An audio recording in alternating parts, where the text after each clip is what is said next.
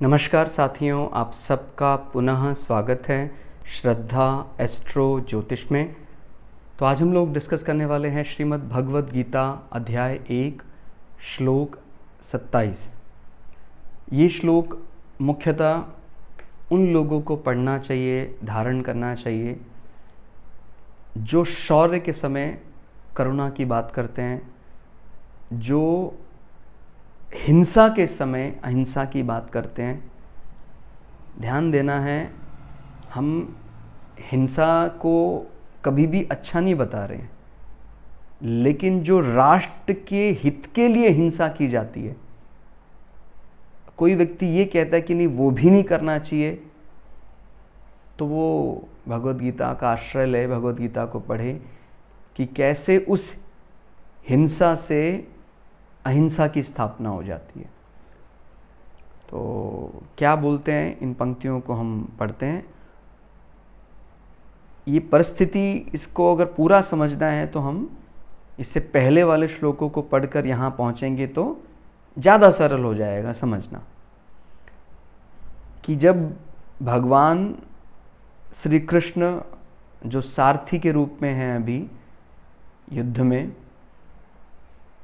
उनसे अर्जुन ने एक प्रार्थना की कि भाई मैं इस युद्ध क्षेत्र में सबको देखना चाहता हूँ। देखना भी चाहिए, सभी योद्धाओं को देखना चाहिए, अच्छे से उनका विचार करना चाहिए, लेकिन तैयार रहना चाहिए कि अगर कोई अपने पहले ये बात बोली भगवान को, या अपने लिए अब मानकर चलना है कि भाई जब हम सामने वाले को देख रहे हैं कि भाई वो हमारे से शत्रुता निभा रहा है कि भाई मैं उससे आँख से आँख नहीं मिला सकता हूँ। ऐसा थोड़ी होता है।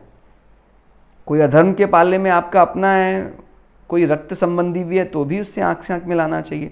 यहाँ तक तो ठीक था वो अर्जुन की मनोस्थिति। अर्जुन माने ये सभी के जीवन में आती, मतलब आपकी मनोस्थिति यहाँ तक तो ठीक थी। जैसे ही वो गंभीरता से विचार करने लगा कि अरे ये भी पुत्र हैं, वो भी, वहाँ भी पुत्र हैं, हर जगह पुत्र हैं, यहाँ भी गुरु वहाँ भी गुरु समान, तो वो फिर अब धीरे धीरे उसका जो शौर्य है वो करुणा में बदल रहा है। अब आपके मन में ये प्रश्न स्वाभाविक उठ सकता है, सभी के मन में। करुणा तो बहुत अच्छी चीज़ है, भगवान सदा बोलते हैं करुणा, भगवान को ही प्रेम मूर्ति बोलते हैं। ये बड़ा मतलब एक ऐसा मन में विचार आता है कि अब प्रेम ही तो सर्वोपरि है, तो वो उसी प्रेम के लिए तो युद्ध कर रहे हैं। प्रेम के लिए युद्ध करने की बात बड़ी बिरला किसी दर्शन में दिखाई देती है। वो प्रेम के लिए युद्ध हो रहा है, अब उस प्रेम को ना निभाकर उसको बीच में छोड़ देना चाहता है। वो किससे प्रेम करता है? धर्म मतलब क्या? धर्म मतलब परमात्मा, और परमात्मा मतलब क्या? सत्यता, जहां पूर्ण सत्यता है। उस प्रेम को निभाए रखने के लिए आज वो युद्ध कर रहा है। वो एक हमारा जिसको बोलते हैं एक फेस्टिवल की तरह, उत्सव की तरह वो युद्ध करने के लिए आए हैं। युद्ध एक उत्सव ही है। राष्ट्र की रक्षा के लिए कोई सैनिक अगर आया है तो वो एक उत्सव ही तो है। कितने करोड़ों लोग उसको दुआएं दे रहे हैं, आरती उतार रहे हैं, कितनी तैयारी की गई है, और अब वहां जाकर वो कहने लग जाए कि नहीं वो भी तो अपने ही हैं। कई दफा ऐसा होता है देशों में, प्रांत में, कि यार ये तो मनुष्य हैं, इन पर दया करो, अपराध हो गया तो क्या हुआ। ऐसा नहीं, अगर अपराधी है तो वो दंड के बाद ही शुद्ध होगा, और अगर कोई ऐसा अक्षम्य अपराध किया है तो वो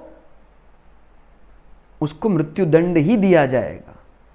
आतताई बोलते हैं उसको, तो गर्भ में ही नष्ट करने का दोष नहीं होता है। आतताई कि भाई वो तो सबको तिरस्कृत कर देगा।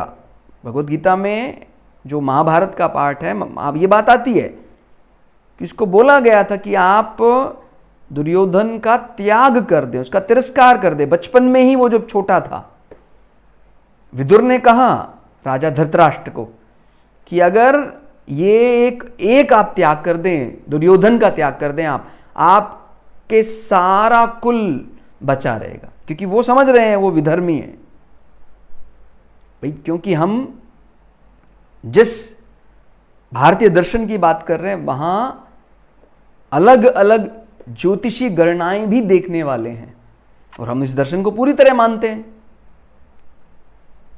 कोई कॉस्मिक एनर्जी हम पर क्या प्रभाव डाल सकती है, कोई प्लैनेट नजदीक और दूर जाने पर हम पर क्या प्रभाव डाल सकता है, उस दर्शन को जानने वाला ये राष्ट्र है। तो हमें वो बात समझनी है कि भाई उस प्रकार की वो बात कर रहे हैं कि भाई इसको त्याग देना चाहिए था, अब नहीं त्यागा है तो अब ये परिस्थिति आ गई है कि यहां पर सब सारे वो अपने कुटुंबियों को लेकर आ गया दुर्योधन। लेकिन अब जब सामने अर्जुन है तो अर्जुन को ये नहीं सोचना है, अर्जुन माने कौन, अर्जुन माने आप, हम सभी, कि हमारे सामने कोई अपराधी है लेकिन वो मनुष्य है, मनुष्य तो है ही वो। कई दफा ये वाक्य हो जाता है, अरे कोई नहीं, ये भी तो इंसान है, इंसानियत रखो, उसको छोड़ दो। ऐसा नहीं है, अपराध किया है दंड के बाद वो शुद्ध होगा, और अक्षम्य अपराध किया है तो मृत्यु दंड के बाद ही वो शुद्ध होगा, क्योंकि हम पुनर्जन्म पर विश्वास रखने वाले दर्शन का हिस्सा हैं। हम किसी को मानते ही नहीं वो मरता है, आत्मा तो अमर है। हमने शरीर का त्याग उसको बोला है कि भाई अब तेरा शरीर से इतना बड़ा अपराध तूने कर दिया है। वो तो हमारा संवैधानिक रूप भी यही बोलता है, कभी अक्षम्य अपराध किया है इसने, वो क्षमा नहीं हो सकता है, उसको आजीवन कारावास से भी वो धुल नहीं सकता है, तो मृत्यु दंड ही दिया जाएगा इसको।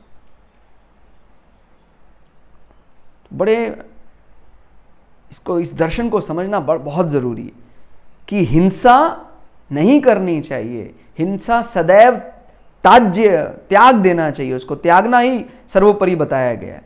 लेकिन अगर अहिंसा की स्थापना के लिए हिंसा करनी पड़े तो वो हिंसा अहिंसा से अच्छी है, नहीं तो बार बार अपराध करता रहेगा अपराधी, उसको बार बार बल मिलेगा।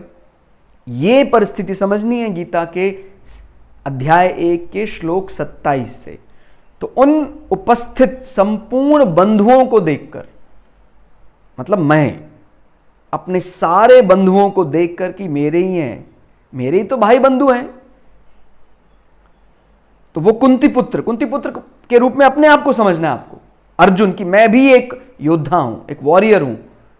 अत्यंत करुणा से युक्त होकर शोक करने लगे। शोक करते हुए उन्होंने कुछ कहा, वो गीता के अगले श्लोक में हम पढ़ेंगे।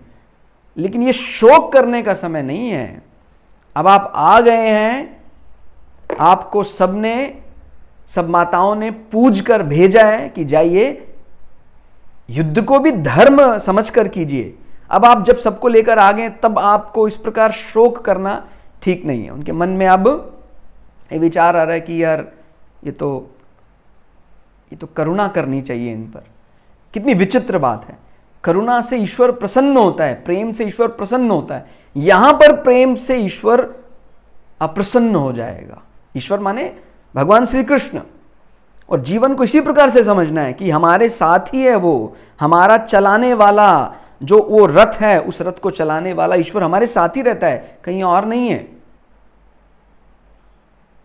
तो करुणा भी भगवान, आगे श्लोक में हम पढ़ेंगे कि करुणा करके भी ईश्वर क्रोधित हो गया। ऐसा कैसे?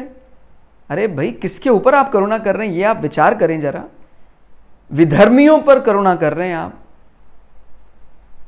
तो जो इस गीता जैसे ज्ञान को समझ लेता है, उसको सेना में लोगों का मारा जाना उचित है वो भी समझ में आ जाता है। भाई सेना में जब हम सामने वाला जो विद्रोही है, जो हमारे देश के खिलाफ काम करता है, उसको मारते हैं तो उसका कोई पाप कर्म नहीं, उसको पाप फल नहीं मिलता है। वो समझ जाता है इसको, पूरे जोश के साथ अपने देश की आन बान शान के लिए युद्ध करता है और अपने प्राण भी न्योछावर कर देता है।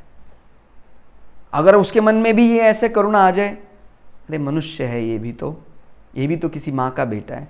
अरे माँ के बेटे सभी हैं, उसी ईश्वर ने ही प्रकृति में वो नियम बनाए हैं। दंड संहिता ईश्वर की बनाई हुई है, दंड करना चाहिए। विष्णु भी जब क्रोध हो जाते हैं, महादेव क्रोधित हो जाते हैं, विष्णु क्रोधित होते अपना सुदर्शन छोड़ देते हैं, महादेव क्रोधित हो जाते हैं, वो कुछ छोड़ने की भी जरूरत नहीं है, वो तो अपनी तीसरी नेत्र भर खोल दें, प्रलय आ जाएगा सृष्टि में। तो क्या है वो? गलत तो हो नहीं सकता है वो रूप कैसे गलत हो सकता है?